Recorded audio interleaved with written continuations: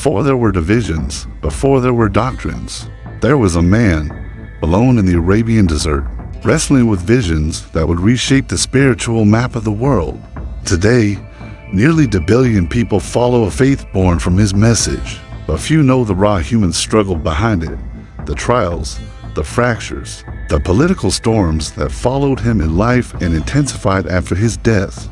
This is not just the story of the Prophet Muhammad. This is the story of how religion meets power and how unity, almost inevitably, fractures into rivalry. The scene of a new revelation. Let's travel back to 6th century Arabia, a rugged land of desert, tribes, bustling trading posts, and spiritual yearning. It's here, in the city of Mecca, that Muhammad was born around the year 570 CE, into the respected but declining Hashim clan of the Quraysh tribe. His early years were marked by tragedy. He was orphaned as a child, shuffled between relatives, surviving not through protection, but through resilience. His adulthood, equally humble, Muhammad became a merchant known for his honesty. Al-Amin, they called him the trustworthy. He married Khadija, a wealthy and independent businesswoman, 15 years his senior. She would become his greatest supporter, but behind this seemingly modest life, something deeper stirred. At 40, Muhammad began retreating to a cave near Mecca for solitary meditation. It was here, in the cave of Hira, that he experienced a vision, a moment that would define not only his life, but history itself. He claimed to have encountered the angel Gabriel, who delivered a message. Recite, at first terrified, uncertain of what he was experiencing, Muhammad returned home shaking. It was Khadija who reassured him, who believed him, and became the first to embrace what would later be called Islam. And this is something we must pause on. It's easy to think of prophets as distant, perfect beings, but Muhammad, in the earliest accounts, was human, shaken, afraid, even doubtful. That alone makes his journey all the more compelling, because whether you believe in prophecy or not, here was a man who took an extraordinary step into the unknown and convinced others to do the same. From whisper to thunder, a movement takes shape. For 3 years, Muhammad kept the revelations mostly private, but when he finally began preaching openly, his message was simple, yet revolutionary. There is only one God, Allah, and He alone is to be worshipped. But it wasn't just monotheism that made his message so radical. It was the moral dimension. Denounce greed, support the poor, stand against injustice. These ideas threatened the social and economic fabric of Mecca's ruling elite, who profited from both idol worship and tribal division. Persecution followed. Muhammad's followers were mocked, beaten, even killed.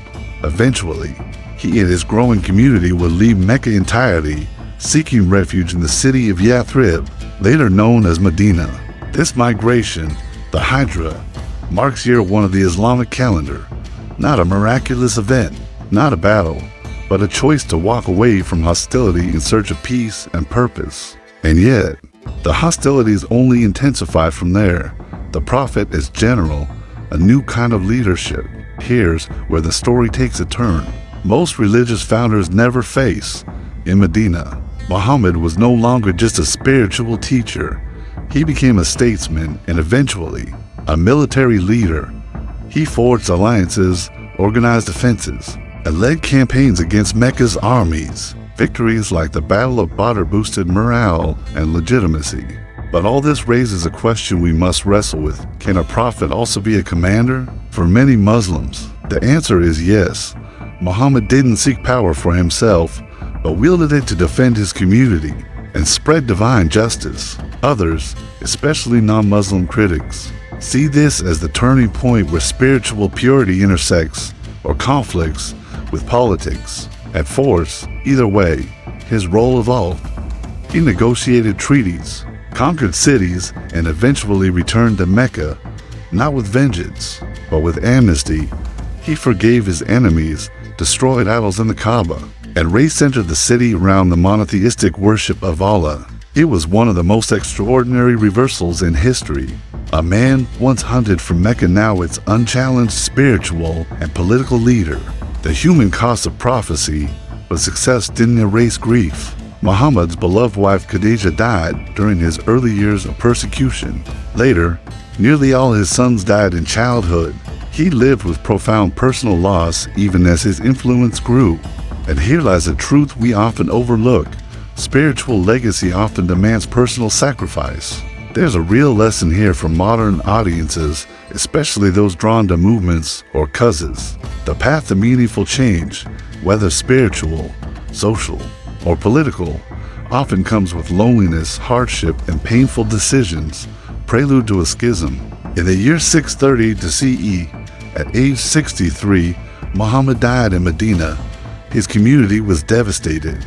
But more than grief, his passing created a vacuum. For all his influence, Muhammad left no explicit, universally accepted instruction on who should lead after him. And this, right here, is where history begins to diverge. Two visions for succession emerged. One group believed leadership should stay within the prophet's bloodline, passing to his cousin and son-in-law, Ali. Another argued that leadership should go to the most capable among his companions, and thus Abu Bakr, a close friend and advisor, was chosen as the first caliph. This decision planted the seed of division that would eventually blossom into major branches of Islam, Sunni and Shia. But we're not there yet. In part 2, we'll walk through how this dispute transformed from a political disagreement into a spiritual divide, one that still echoes today. At its core, this is a human story of a man burdened with a message, trying to navigate politics, power, and personal tragedy. Whether you see Muhammad as a prophet or not, his journey offers something universal. That conviction, especially in the face of rejection, can shape history, but conviction without clarity can also divide it.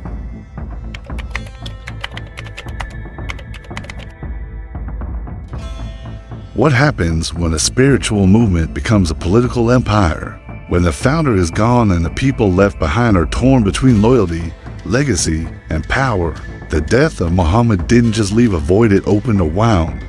And that wound, never fully healed, still bleeds across centuries. This is the story of how Islam born in unity was fractured by disagreement, not over theology, not over faith, but over who gets to lead. And out of this fracture, the paths emerged, Sunni and Shia, the first caliph, foundations or fault lines. After Muhammad's death, there was no divine voice to guide the next step. There was only urgency. The community, or ummah, had grown rapidly but without a clear heir. Fearing chaos, a group of Muhammad's closest companions met in secret and appointed Abu Bakr as the first caliph's successor. Abu Bakr was a logical choice. He was respected, loyal, and among the earliest converts. But not everyone agreed. A growing number believed that the Prophet had implied, or even directly stated, that Ali ibn Abi Talib, his cousin and son-in-law, was the rightful successor. He was blood. He was family. He had been by Muhammad's side since childhood. Too many, overlooking Ali wasn't just a political slight. It was a betrayal. But Ali remained silent, at least publicly. He didn't lead a rebellion. He didn't fracture the unity. He stayed back for now. This moment set a precedent that would be debated and relived again and again. Does leadership belong to the community's choice or to the Prophet's bloodline? Caliphate under crisis. Unity at a cost. Abu Bakr's reign was short, just 2 years, but tumultuous. Many Arab tribes rebelled after Muhammad's death, believing their loyalty had been personal, not institutional. Abu Bakr responded with the writ of wars, brutally reasserting control. It worked. The Arabian Peninsula was brought under central rule. Islam transitioned from a spiritual message to an emerging state. Then came Umar ibn al-Khattab, the second caliph. He expanded the empire beyond Arabia into Persia, Syria, and Egypt.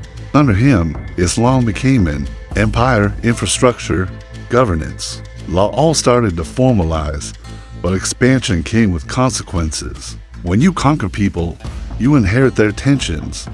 When you build an empire, you also invite envy. And so, in 640 for CE, Umar was assassinated. Then came Uthman ibn Affan, the third caliph, and with him, controversy. Uthman and the cracks in the empire. Uthman was from the powerful Umayyad clan, rich, influential, and deeply embedded in Meccan politics. Critics accused him of nepotism. He appointed family members to high offices. Discontent simmered. Whispers turned into protests. Protests turned into siege. And in one of the most shocking events in Islamic history, Caliph Uthman was murdered in his own home. And guess who was finally called to lead? Ali. The Caliphate of Ali, a dream or a target? Ali's reign began not in celebration, but in crisis. The murder of Uthman had left the empire on edge, and Ali inherited not peace, but pressure. Uthman's killers were never punished. Some even supported Ali, and so his rule was questioned. Among his opponents was Muawiyah, the governor of Syria and a relative of Uthman. Muawiyah demanded justice. Ali called for unity, but unity was no longer enough. The cracks had become chasms. In 657 CE, the two sides clashed at the Battle of Siffin, a brutal, inconclusive battle that ended in arbitration. And that arbitration, it weakened Ali's position even more. From within his own ranks, a radical group broke away, the Kharijids, who would eventually assassinate Ali in 661 CE. His death marked the end of the Rashidun Caliphate, the period of the four rightly guided caliphs. What followed was dynasty, empire, and the formalization of the split, Sunni versus Shia, more than just a political rift. So, let's pause. How did this all evolve into Sunni and Shia? The term Shia comes from Shu'atu al, the party of Ali, those who believed leadership of the Muslim world should stay within the Prophet's family. Over time, they developed distinct theological ideas, that Ali was divinely appointed, that his descendants called imams possessed spiritual insight and authority, that true guidance comes through this line, not through elected caliphs. In contrast, the Sunnis followed the consensus of the community and the companions. They believed that leadership was not a birthright, but a trust to be earned through merit and consultation. In time, these differences solidified. Doctrine was written, rituals diverged. What began as political disagreement hardened into religious identity, a tragedy that sealed the divide. Karbala. If there's one event that defines the emotional and spiritual wound of this split, it's Karbala. After Ali's death, his son Hussein became a symbol of resistance. When the Umayyad dynasty, now ruling from Damascus, sought to enforce allegiance, Hussein refused. He set out with his family and a small group of supporters, heading toward Kufa, where he believed help awaited. But he was intercepted in the desert plains of Karbala in modern-day Iraq, surrounded by thousands of Umayyad soldiers, cut off from water. Hussein and his companions were slaughtered. He was beheaded. His infant son was killed. His women and children were taken captive. To the Shia, Hussein is not just a martyr, he's a symbol of resistance against tyranny, of righteousness over empire. Every year, millions mourn his death on Ashura with passion, tears, and reenactments that keep the memory raw and alive. History isn't just a record of what happened, it's a map of what hurts. The Sunni-Shia divide didn't come from theology, it came from blood, betrayal, and grief. And perhaps the most haunting part, it could have been avoided if trust had been stronger, if power had been handled with humility, if memory hadn't turned into weapon. But there is still hope in remembering, in telling these stories, not to deepen division, but to humanize it, to feel the grief and perhaps begin to heal it.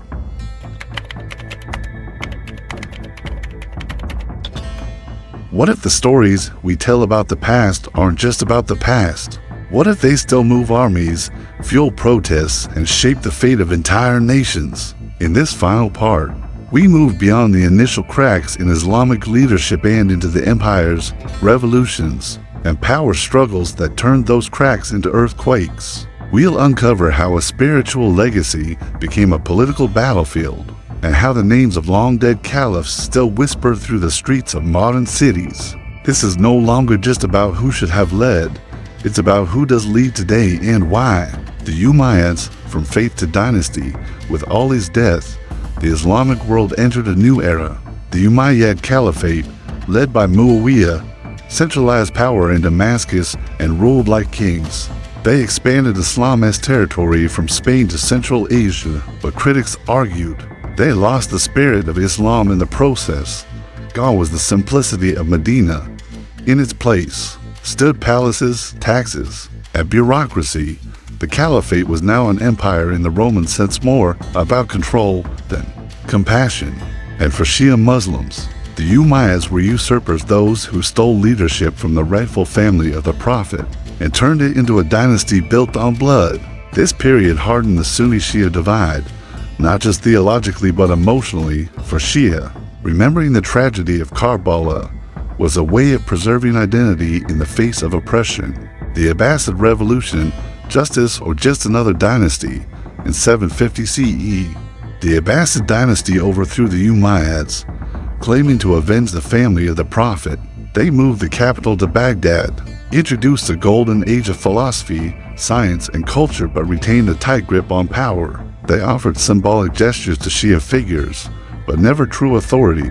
The Abbasids were Sunni, and while their rule brought intellectual flourishing, they also persecuted Shia groups they couldn't control. This pattern repeated again and again, promises made to the descendants of the Prophet followed by betrayal.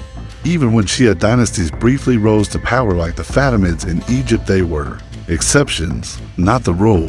Real-world echoes: Iran, Iraq, and the legacy of division. Fast forward to the 20th century and suddenly the ancient story becomes alarmingly current. In 1979, Ayatollah Khomeini led the Iranian Revolution, toppling the Shah and establishing the Shia theocracy. It was the first modern state explicitly based on Shia Islam, and it sent shockwaves across the Sunni-dominated Arab world. Khomeini saw the world through the lens of Karbala, oppressor versus oppressed, Yazid versus Hussein. His ideology was revolutionary, anti-imperial, and unapologetically Shia. Meanwhile, across the border in Iraq, Saddam Hussein, a Sunni dictator ruling over a Shia majority, cracked down brutally on any perceived dissent. And during the Iran-Iraq War 1980 to 1988, these tensions weren't just geopolitical, they were theological, historical, emotional. Mosques became political, Ashura became protest, and ancient names, Ali, Hussein, Yazid once again took center stage. Personal story: a visit to Karbala. Let me tell you a story. A few years ago, a friend of mine, a secular academic, visited Karbala during the Ashura pilgrimage. He wasn't religious, but he wanted to understand the people's passion.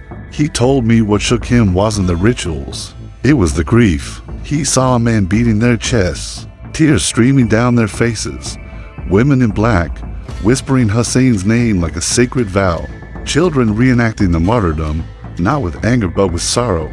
It didn't feel like history, he told me. It felt like a wound that had never healed. That's the thing about stories tied to trauma, they don't fade with time. They become time, beyond labels. What Sunni and Shia share with all this history, it's easy to see Sunnis and Shias as polar opposites. But that's not the full picture. Both believe in one God, both revere the Prophet Muhammad, both pray, fast, give charity, and seek justice. Both cry when Hussein is mentioned, even if they interpret his story differently. In fact, for most of history, Sunnis and Shias lived side by side. They married each other, studied together, prayed in the same mosques. But when politicians or warlords want power, they often reach for the oldest divisions, and nothing cuts deeper than the sacred past.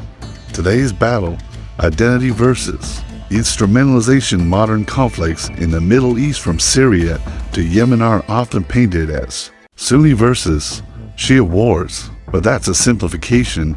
More often, those religious labels are used by regimes to mask political and economic goals. Sectarianism isn't always about belief, it's about control. The Prophet once said, "My community will split into 73 sects," but he didn't say we had to keep fighting over them. What if we remembered his warning as a call to heal? The story of Sunni and Shia isn't just a tale of division, it's a mirror that shows how power corrupts even the most sacred movements. A mirror that reminds us that spiritual truth often gets buried under political ambition, but also a mirror that reflects resilience. People still gather to pray, to mourn, to hope, and in every chant for Hussein, there's not just anger, there's love, there's memory, there's a desire for a world where power doesn't silence justice. Let's remember that, and maybe, just maybe, we'll learn not to repeat the same tragedies dressed in modern clothes. Thank you for watching the video up to here. See you in the next videos.